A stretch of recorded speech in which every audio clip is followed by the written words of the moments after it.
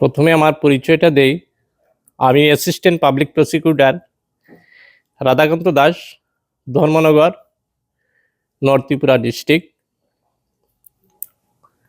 বাদী কাম ভিকটিম হলেন এই মামলার যিনি অভিযুক্ত এনেছেন মিহির কান্তি নাথের বিরুদ্ধে।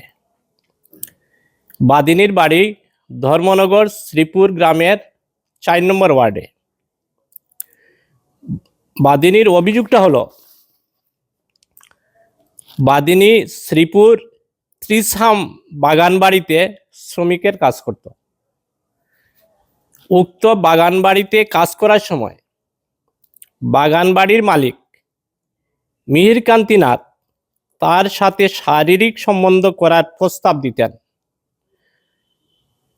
বিগত 8-9 মাস আগে থেকে। ভিকটিম তথা এই মামলার বাদিনী বাধা দেওয়ার পরও বলপূর্বক কয়েকবার শারীরিক সম্বন্ধ স্থাপন করেন। বর্তমানে ভিকটিম অর্থাৎ এই মামলার বাদিনী গর্ভবতী। এই ভিকটিমকে বাচ্চা নষ্ট করার জন্য বিভিন্নভাবে চাপ এবং ভয়ভীতি দিয়ে আসছে, এই হলো অভিযোগ।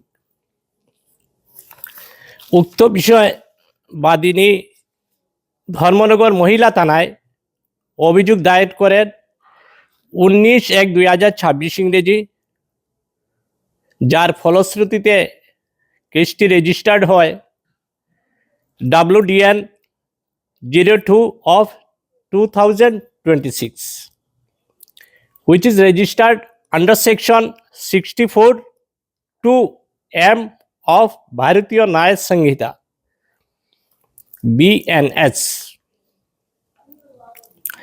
21 পার্সনকে 20/1/2026 ইংরেজি at 0030 hours এই সময় পুলিশ গ্রেপ্তার করে তাকে আজ মাননীয় আদালতে প্রডিউস করা হয়। মাননীয় আদালত অপরাজিতা সিনহা